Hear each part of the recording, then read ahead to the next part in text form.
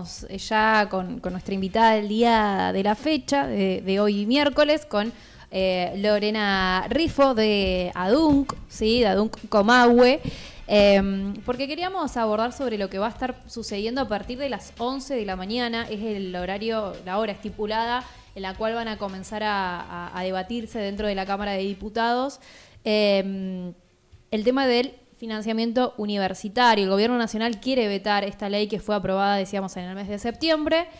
Y ahora estábamos un poco ahí tratando de entender cómo viene el tema de la votación, ¿no? Qué es lo que se va a estar votando finalmente, si es un apoyo o si se va a votar el apoyo al veto que intenta aplicar el Gobierno Nacional. O si la votación va más que nada justamente al apoyo a la ley de financiamiento universitario. Bueno, varias cuestiones ahí vamos a estar hablando y es por eso que la hemos invitado a Lorena para que podamos en conjunto analizar la situación, lo que está sucediendo con las universidades. Así que nada, bienvenida Lorena, muchas gracias por estar aquí, por estar presente. ¿Cómo estás? Bueno, buenos días Dai, buenos días Maki, buenos días a toda la audiencia de la radio. Bien, bueno, ¿cómo se está viviendo esta jornada? Me imagino que el año hasta ahora ha sido bastante, con mucha intensidad, ¿no? En cuanto a intentar visibilizar, llegar más a la comunidad con respecto a la realidad que se está viviendo en las universidades. ¿Cómo se vive hoy, ¿no? Donde va a ser una jornada muy especial, donde se va a definir justamente qué va a pasar con este financiamiento universitario. Bueno, hoy es una jornada muy importante porque finalmente el presidente hizo lo que dijo que iba a hacer, ¿no? Claro. O sea, no nada sorprendente en ese sentido, pero lo que quizás sí sorprende es que lo hace en un marco en el que una movilización masiva la semana pasada, claro, o nuevamente, ya había habido una en abril y ahora una segunda movilización en la que la mayoría, una parte importantísima del pueblo argentino se moviliza en defensa de las universidades nacionales y aún así el presidente sigue con su mismo discurso, ¿no? Digamos, el presidente y sus voceros y demás siguen con el mismo discurso de dónde va a salir el dinero para el financiamiento. Y lo que decimos desde las universidades es que hay un montón de lugares desde donde podría salir el dinero para el financiamiento. Claro. Además, justo los docentes no son los que tienen que responder esa pregunta, ¿no? Además de eso, el asunto es también poder pensar, bueno, hay algo que no dicen, ¿no? Porque lo que están planteando es, esta ley es para 2024.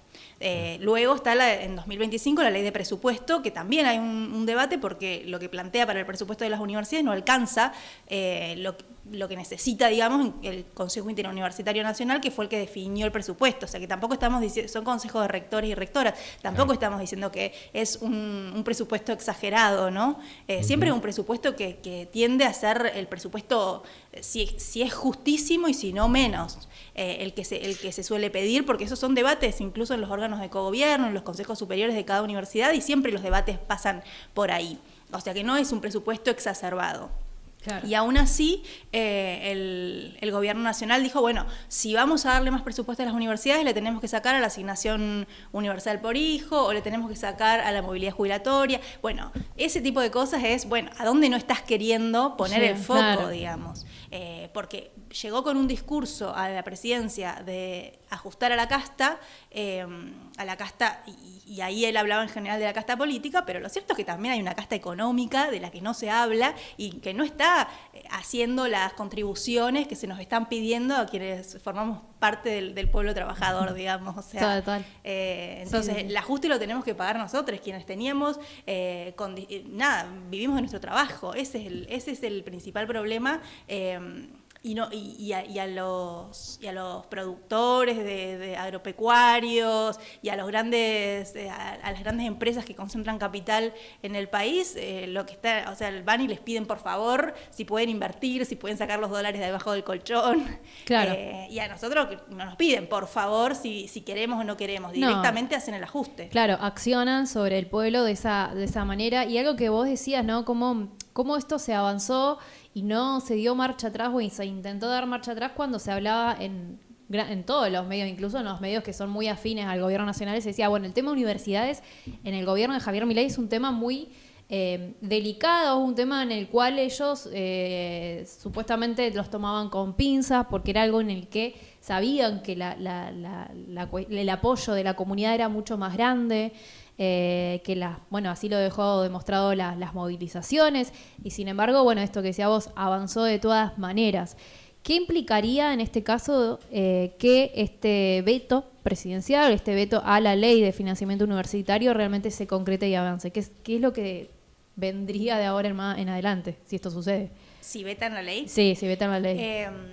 Bueno, eso es lo que está por verse. Hay un montón de facultades tomadas a nivel nacional, sí. Hay un montón de movimiento estudiantil activo, las universidades estamos en debate permanente, o sea que es un poco jugar con todo eso, ¿no? Claro. Y sobre todo jugar con todo eso, principalmente en Buenos Aires, en este momento, digamos, que es donde está pasando el debate, en el sentido de que esos estudiantes que fueron votando en todas las asambleas, tomar las facultades para esperar cómo se sesiona, van a movilizarse al Congreso. No es que esas tomas solamente se van a quedar en las unidades académicas. Claro. Entonces, ahí hay que ver qué es lo que va a decidir hacer el gobierno. A los jubilados los reprimió. Sí. Eso es lo que sabemos, y el mismo día en el que se estaba votando el apoyo al veto, digamos, o sea, en contra de la ley de movilidad jubilatoria, y ahora nos queda ver qué es lo que va a hacer con las universidades, y también va a reprimir, porque la respuesta de las universidades, que ya sabemos que puede ser muy contundente, no va a ser la misma, porque a diferencia de los jubilados, lamentablemente, porque ojalá fuera distinto, la verdad, las universidades lo que tienen es un desarrollo territorial amplísimo en el país. Cuando se veían las movilizaciones la semana pasada, también pasó en abril,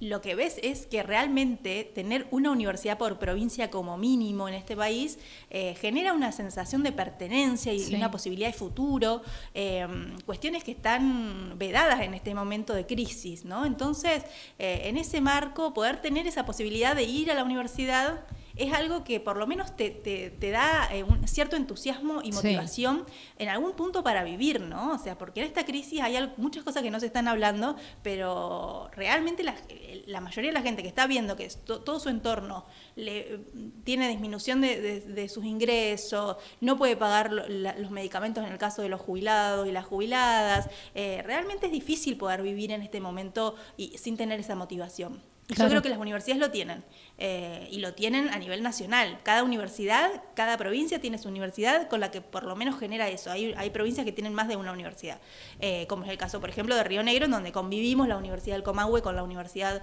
Nacional de Río Negro, y toda esta situación también hizo que nos empezáramos a articular, y esas son cosas que dentro de toda la crisis nos van a quedar, y nos van a quedar para poder decir, ¿cómo hacemos con las diferentes carreras, por ejemplo, que hay en la ciudad de Fisque, en el IUPA, en la Universidad de Río Negro, en la Universidad del Comahue, incluso en el Instituto de Formación Docente, para poder empezar a pensar articulaciones dentro de la educación superior? Y esas son cosas que podemos ir gestando desde abajo en un momento de crisis. Es todo eso que brinda la universidad, no hay en este momento otra institución que lo brinde. Y a pesar de que el discurso es, por ejemplo, los estudiantes de filosofía y letras en la UBA no tienen 2 materias rendidas, la mayoría, y lo hacen con la mía, y yo pago los impuestos, y qué sé yo. La universidad nunca fue un espacio, no es una empresa que hace zapatos, ¿no? O sea, entonces no podemos medir la influencia de las universidades a partir de la gente que ingresa y que egrese. Esto es un debate que tenemos hace muchísimos años, no es un debate actual. El tema del presupuesto...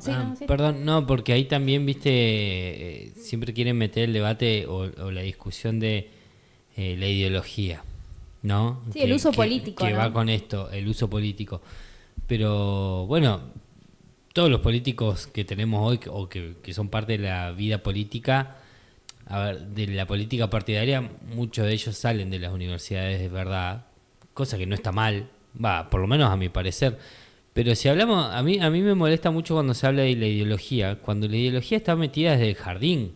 O sea, a los nenes, desde que empiezan a circular por la institución educativa, son atravesados por ideologías, porque no hay que ser inocente o pecar de ignorante diciendo no, en la escuela les enseñan y nada más, porque absolutamente todo lo que se enseña está atravesado por una ideología. Digo, eso es un... Quieren meter ese debate sin decir todo esto.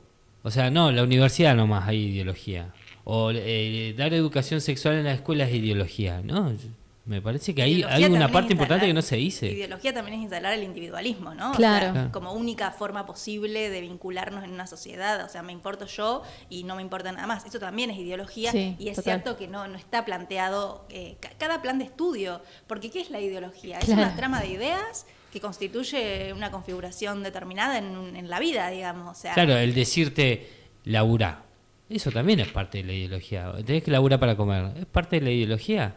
O de cómo se construye la sociedad y se construye a partir de justamente esas bases. Claro, Sí, lo que hizo Milei, creo yo, es plantear que la ideología, o sea, sustentarse en un discurso que es muy hegemónico en el mundo, digamos, que es la política es mala y la ideología es mala. Claro. ¿Cuál? ¿Cuál de otra. todas? Claro, las que son contrarias a las Claro, mías. pero Esa es sin la parte. decirlo. Sí. Claro, hoy hablábamos un poco de eso, ¿no? Milei creo que es la máxima expresión de esto que ya se venía hablando y se venía intentando fogonear hace mucho, y creo que se expresa hoy en Milei que hemos llegado a un extremo, ¿no? Pero está pasando esto, digamos. José siempre habla de una batalla cultural que está dando este gobierno, que es tremenda, y es parte de la ideología también. Es una ideología. Claro, y el asunto es que está perdiendo base, porque hay algo de la batalla cultural que bueno, algunos lo venimos discutiendo, ¿no? De si la batalla cultural es solo cultural. O sea, Claro. cultural en términos de perder de vista que ahí también hay economía y hay política en esa batalla. O sea, porque hay muchos análisis que surgieron de cómo gana Milei, ¿no? Cómo llega a ganar Milei. Y los debates son, no sé, el feminismo se pasó de vuelta, se pasó de rosca, tendría que haber reclamado menos, o sea... O los gremios, también se ha apuntado mucho a eso, ¿no? El lugar que ha ocupado los gremios. Claro, o sea, todo el pensamiento progresista parece que se excedió, o de izquierda, ¿no? Progresista o de izquierda se excedió y por eso gana Milei. Y en realidad ahí hay algo de lo que no se está viendo, que es la cuestión económica y política y cómo eso hace sistemáticamente 15 años por lo menos en nuestro país, o más, 20 podríamos decir, se vienen prometiendo mejoras para los sectores del pueblo trabajador que no se dan, digamos. O sea, las campañas se hacen grandes promesas que después no se llevan a cabo. Claro. Y en ese punto Milei está haciendo lo mismo, porque hizo grandes promesas que no está pudiendo dar respuesta, digamos. O sea, ¿cuánto podemos...? Esta idea de que tenemos que esperar porque vamos a estar mejor. Sí, pongámosle que hoy el dólar está bajando 100 pesos, qué sé yo, el dólar blue, entonces eso, qué sé yo, ayuda supuestamente a la estabilidad económica. ¿Cuánto más tenemos que esperar? Claro. Porque esta supuesta mejora, que la prometía y la vociferaba, está resultando muy larga, digamos, Sí.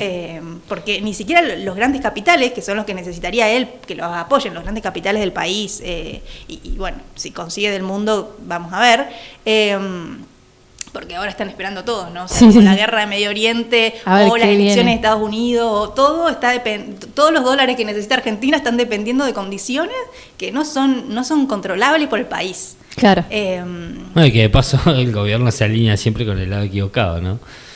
No está pasando a nivel internacional. Sí, y también se está viendo la falta de apoyo en algunas de las intervenciones. Entonces, es eso que era un discurso muy sostenido y que el año pasado, bueno, consiguió ganar el balotaje con un número importante y demás, de a poco fue perdiendo la legitimidad, porque mucha de esa gente que lo votó en aquel momento en el balotaje, lo votó con una esperanza de mejora. Claro.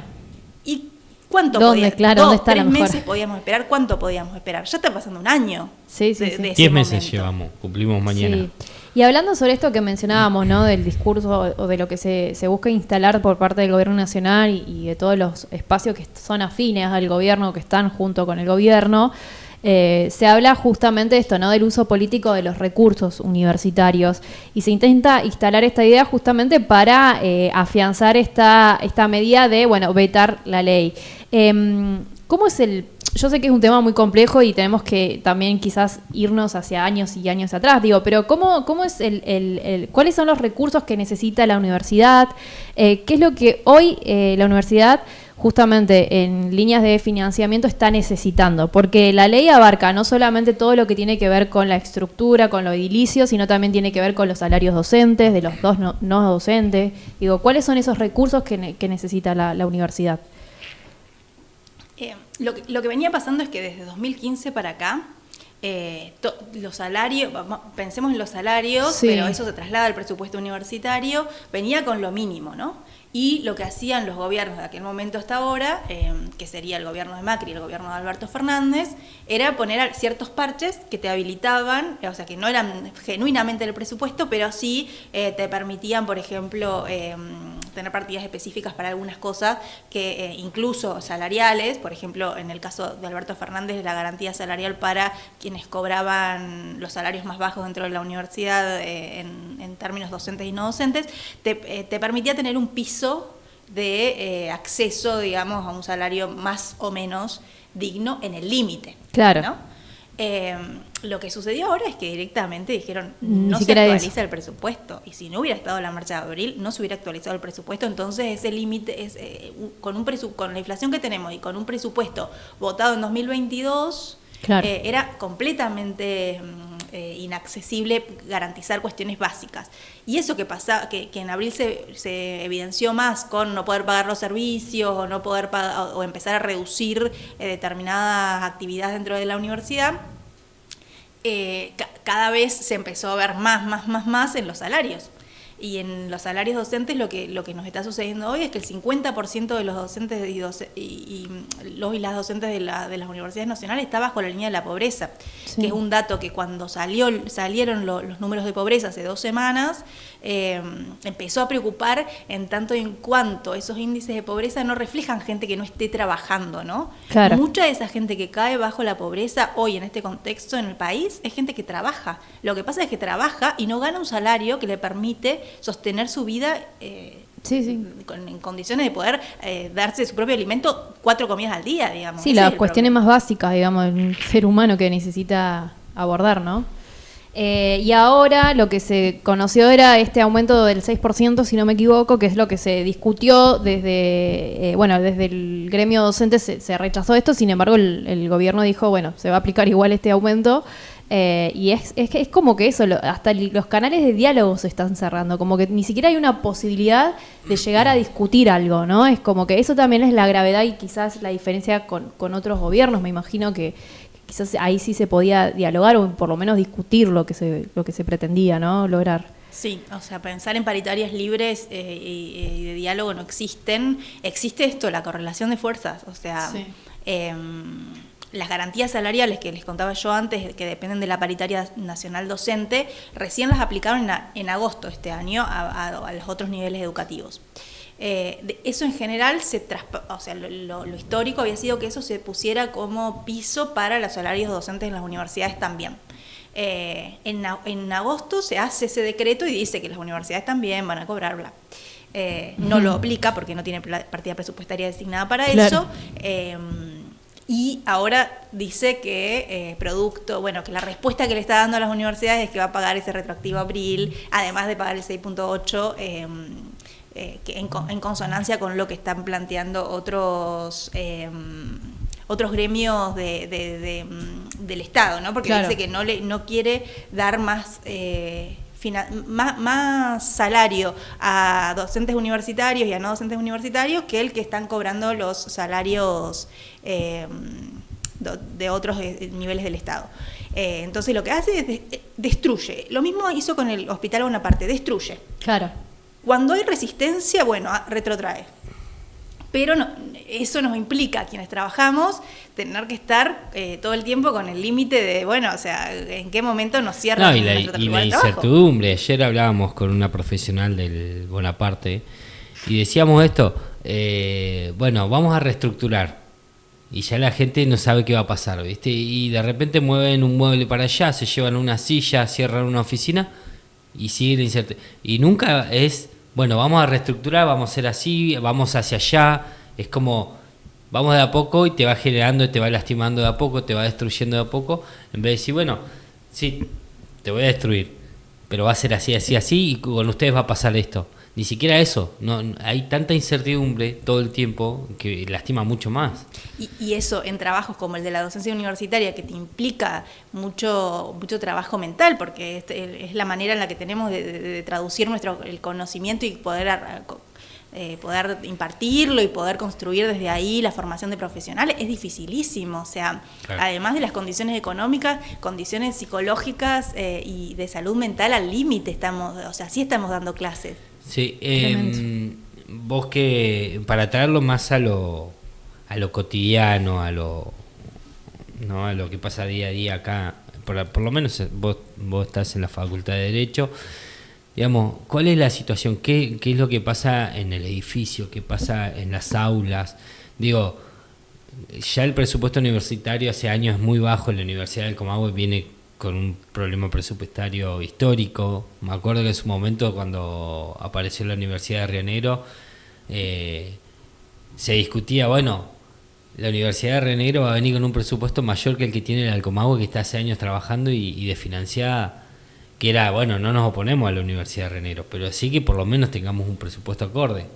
Digo, con todo eso, ¿cómo está hoy caminar la facultad? ¿Qué es lo que falta? ¿Qué es lo que se ve? ¿Qué es lo que no tienen? Muchas cosas. ¿Por dónde empezar? Empiezo? Digo, claro, como para ponerlo en cuestiones cotidianas y que se entienda, ¿no? Sí, hay un montón de cosas que se ven y otras que no se ven y que quizás a veces son más difíciles de explicar, pero que también están pasando. La calefacción creo que fue el evento más notorio de la Facultad de Derecho y Ciencias Sociales este año, porque, tuvimos que suspender las clases, no había chance. Y que lamentablemente siempre se llega al límite.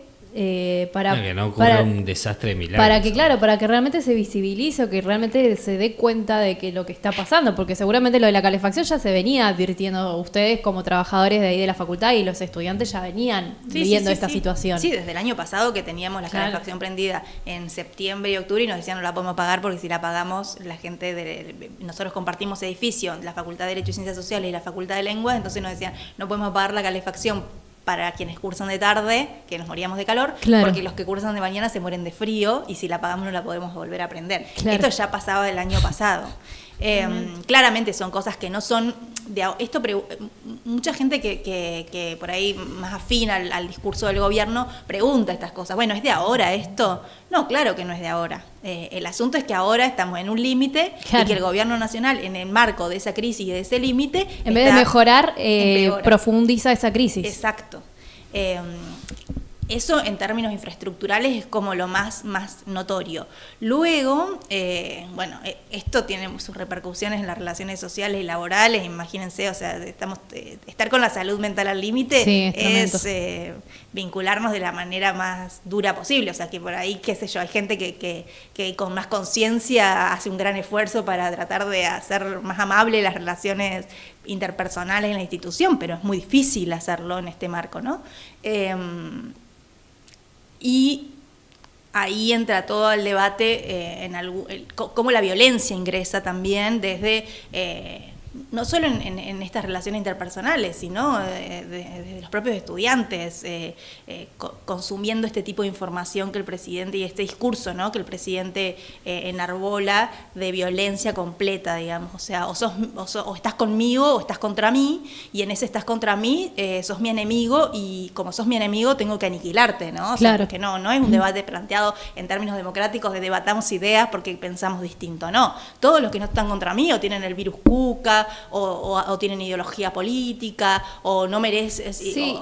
Incluso anoche, en horas a lo que va a ser esta votación, retuiteó el mismo presidente Javier Milei, que fue noticia, un tuit donde dicen, bueno, zurdo, después no lloren derechos humanos ni crímenes de lesa humanidad, como también una situación que vos decís, el mismo presidente está, digamos, avalando esos discursos, entonces, ¿qué queda para el resto de la sociedad? Que incluso lo ve, lo sigue, ¿no? Esto que vos mencionás, ¿no? Cómo también se traslada a estos espacios. Sí, y sostiene la violencia. Entonces, en la primera parte del año tuvimos clases virtuales en las que ingresaba gente con comentarios contra las docentes, sea por su cuerpo, mencionando partes de su cuerpo, campo o mencionando su perspectiva ideológica, lo que sea, pero cuestionándola, digamos. O sea, en otros momentos ese tipo de cosas, si teníamos diferencias ideológicas, había mecanismos de resolución de eso. Por ejemplo, pedir una cátedra paralela con otra perspectiva ideológica,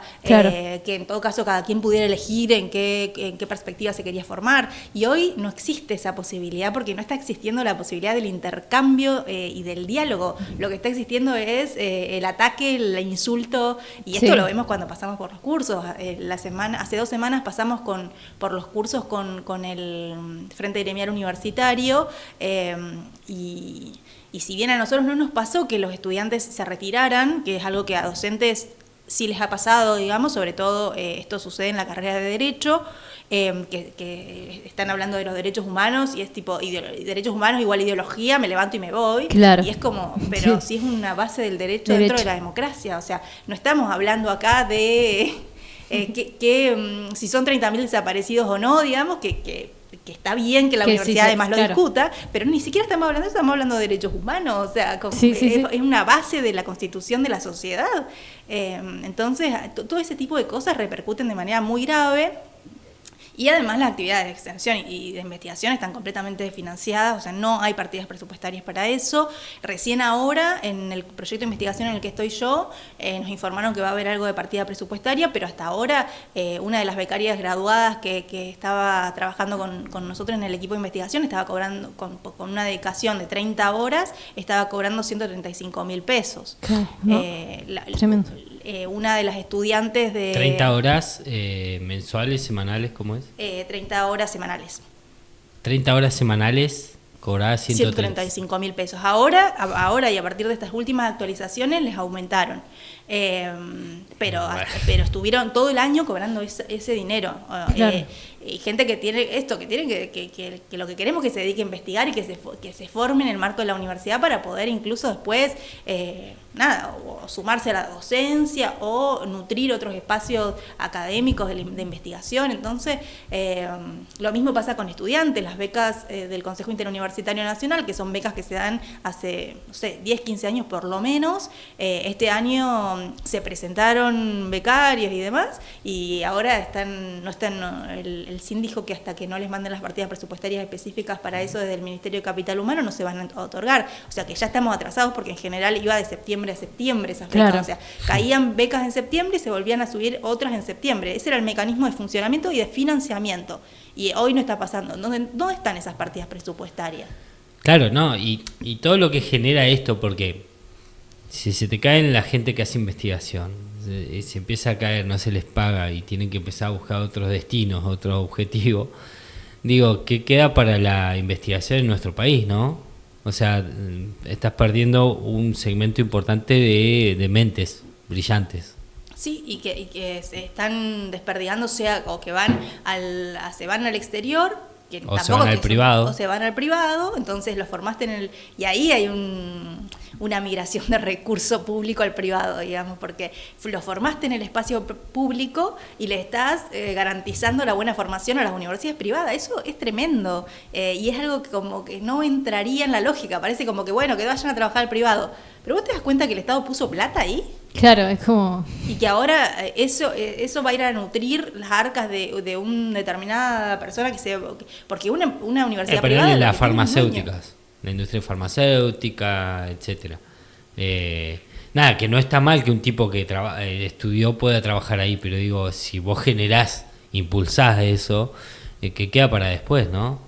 Sí, tremendo. Es tremendo eso lo que ocurre y de cómo uno también tiene que ir desglosando eso y creo que lo decía Ariel también hoy a la tarde en el programa que tiene a la tarde, de cómo también esta situación llevó a que tengan que nuevamente salir a decir, bueno, la importancia de la universidad pública cuando uno creía que eso ya estaba dado por claro, ¿no? Y cómo este gobierno llegó tanto el discurso a, bueno, las universidades públicas realmente sirven, realmente funciona. E incluso veía de comentarios que también se dan en los medios de, bueno, los pobres no llegan a las universidades o no le da para llegar, ¿no? Como todos esos discursos y esas formas de calificar a las universidades públicas que no solamente afectan el funcionamiento, el financiamiento, sino que hace un retroceso abismal en cuanto a la importancia de la universidad o de la educación, si se quiere, ¿no? Va a ir más allá.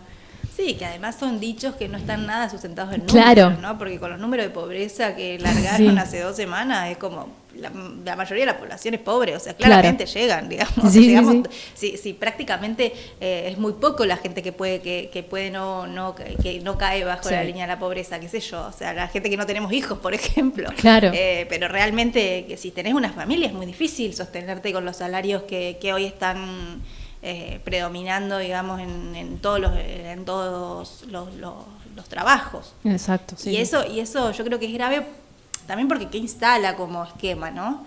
O sea, qué instala como esquema de un país. O sea, cuánto de todo esto que está viendo hoy de destrucción va a quedar instalado como algo posible en un país. Entonces, por eso es fundamental que lo discutamos, aunque sea muy difícil y aunque muchas veces tengamos estas respuestas, ¿no? De estudiantes que levantándose o yéndose, o estudiantes diciendo, bueno, vos no cobras tan mal, bueno, pero vos tenés mucha antigüedad, como Claro. ese tipo de cosas sin poder ver, por ejemplo, cuánto corte hay generacional en el ingreso a la universidad y cómo eso quizás no sea un problema inmediato, pero va a ser un problema de acá a 10 años acá por lo 10, menos. claro.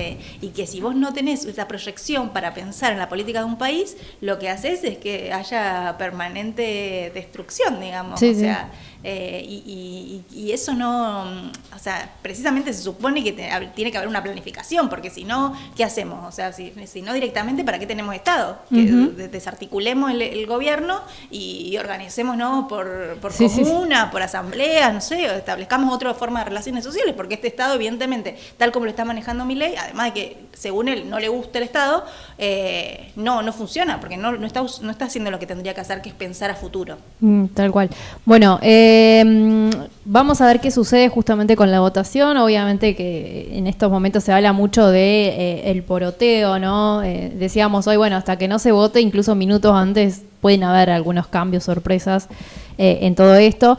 Desde el gobierno hablan que si sale esta votación es en favor al financiamiento y en contra del veto, van a recurrir a la justicia. ¿Esto se puede hacer? ¿Ellos tranquilamente pueden recurrir a la justicia para hacer que finalmente el veto, digamos, se aplique a la ley? Sí, yo creo que estamos en un momento de disputa política. Ellos van a usar sus herramientas, nosotros vamos a usar las nuestras. Y las nuestras son articular por abajo, digamos, entre los distintos sectores que estamos viviendo este avasallamiento, ¿no? Claro.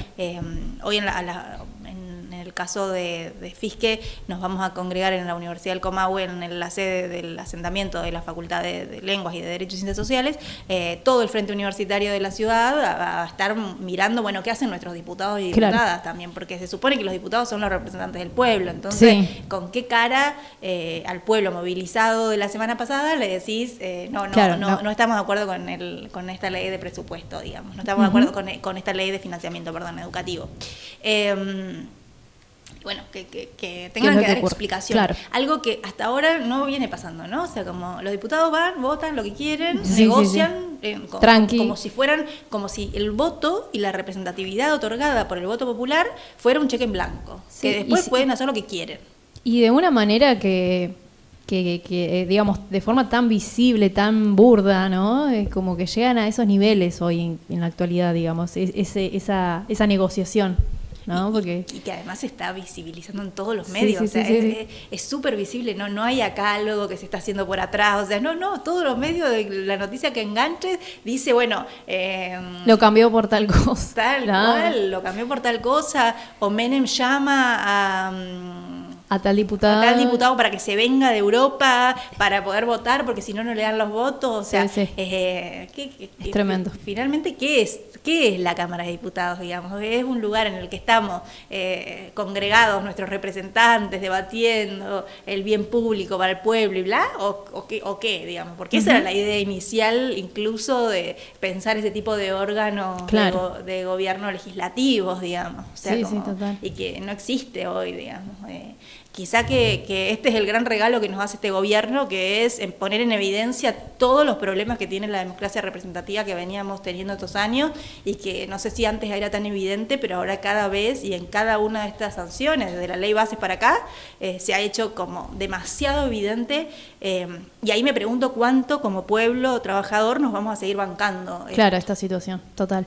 Bueno, Lore, te agradecemos mucho que te hayas acercado aquí a la radio, al estudio de Show CDC, y bueno, estaremos ahí a la espera a ver qué es lo que sucede en la Cámara de Diputados. Mientras tanto, bueno, decías, van a estar reuniéndose ahí en la Facultad de Derecho y Ciencias Sociales y la Facultad de Lenguas. Sí. Y bueno, a partir de lo que suceda hoy van a articular y van a ver cómo se continúa con esto, ¿no? Sí, cómo se continúan las medidas y también viendo qué pasa en el Congreso, ¿no? Sí, o sea, sí. Con las movilizaciones y con la radio abierta que está convocada por las federaciones, por CONADU Histórica y por CONADU, que son dos federaciones de la CTA, y de dos de las CTAs, digamos, de las dos CTAs, y que bueno, esa muestra de unidad gremial también de quienes estamos en el marco de los trabajos del Estado es súper importante en este momento, así que bueno, vamos a estar viendo todas esas variables para terminar de definir cómo se sigue a partir de lo que suceda en la Cámara de Diputados, y les agradezco mucho esta invitación porque me parece que son estos de los debates que necesitamos darnos y que agradezco, bueno, que también la audiencia de la radio y demás esté interesada también en participar de todos estos debates, porque no podemos dejar en manos de otros debates que son centrales para nuestra propia vida y bueno, así que por todo eso, muchas gracias. No, a vos. Y bueno, estaremos atentos a lo que ocurra. Nosotros mientras nos vamos a una pausa, hasta la hora 12 estamos con Dar la Nota aquí en Show CDC.